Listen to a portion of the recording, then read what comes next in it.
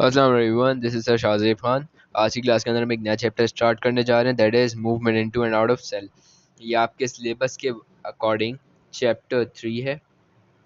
कौन सा चैप्टर है? चैप्टर 3 है, सही। इसके अंदर आपको समझना क्या है? इसके अंदर आपको समझना है सेल के अंदर और सेल के बाहर होने वाली मूवमेंट्स। सही, सेल के अंदर और बाहर की मूवमेंट समझनी होगी।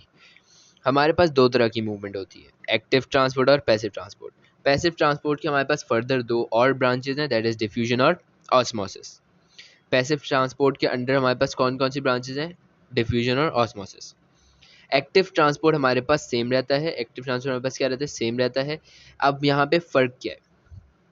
जो हमारे पास एक्टिव ट्रांसपोर्ट है, इसको एनर्जी चाहिए होती है। एक्टिव ट्रांसपोर्ट को क्या चाहिए होता है? एनर्जी चाहिए होती है।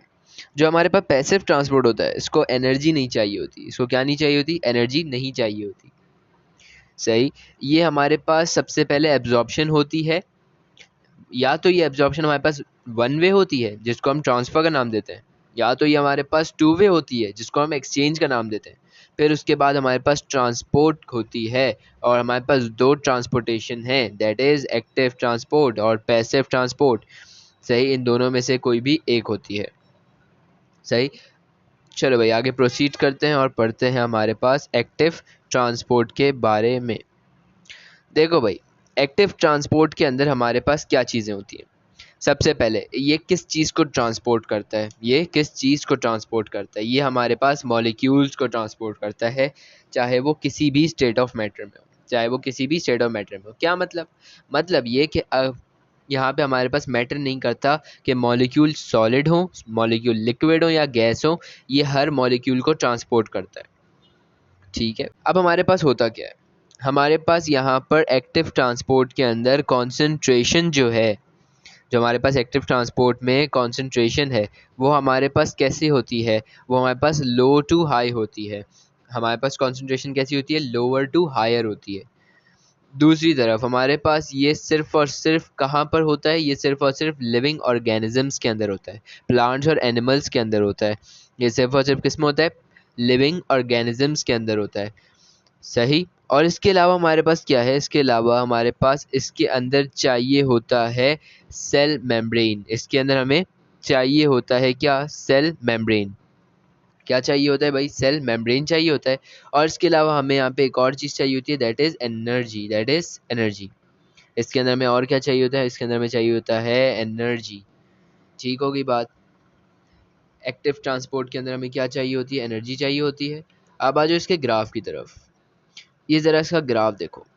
इसका ग्राफ हमारे पास कैसा है? राइजिंग है, राइज कर रहा है। इसकी जो हमारे पास लाइन है, ये हमारे पास जो पेयर ऑफ एक्सेस हैं, इसके ऊपर वाली साइड पे हमारे पास कॉन्सेंट्रेशन है, और नीचे वाली साइड पे हमारे पास क्या? टाइम है।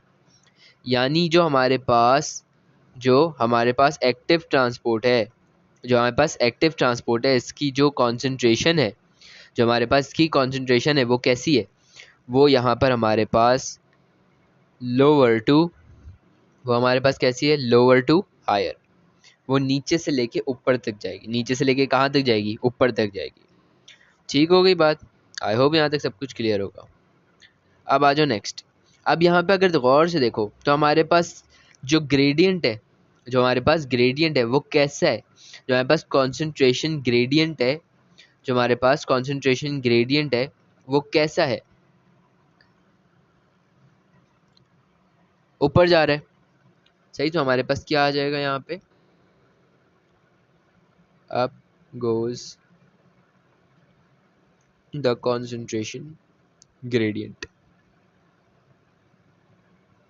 ठीक है, अब goes the concentration gradient. Active transport में याद रखना ये बात।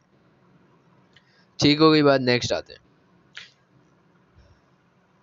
अब इसकी प्रॉपर डेफिनेशन जो अगर एग्ज़ाम में पूछी जाए, इसकी प्रॉपर डेफिनेशन अगर एग्ज़ाम में पूछी जाए तो आपने क्या बताना है? यहाँ पे अगर पूछा जाए कि कॉन्सेंट्रेशन, सही, या उससे रिलेट करके आपसे पूछा जाए एक्टिव ट्रांसपोर्ट की डेफिनेशन, तो आपने बताना है movement of molecule from lower concentration to higher concentration, up goes the concentration gradient through cell membrane requiring energy which is released from the respiration process.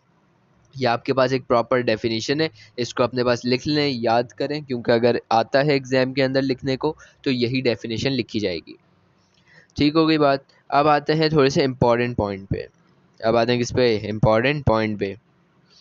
Absorption of mineral ion, absorption of mineral ion, ये हमारे पास किसके through होती है, ये हमारे पास किसके through होती है, ये हमारे पास होती है रूट हेयर सेल के थ्रू। ये हमारे पास किसके थ्रू होती है, हमारे पास रूट हेयर सेल के थ्रू होती है।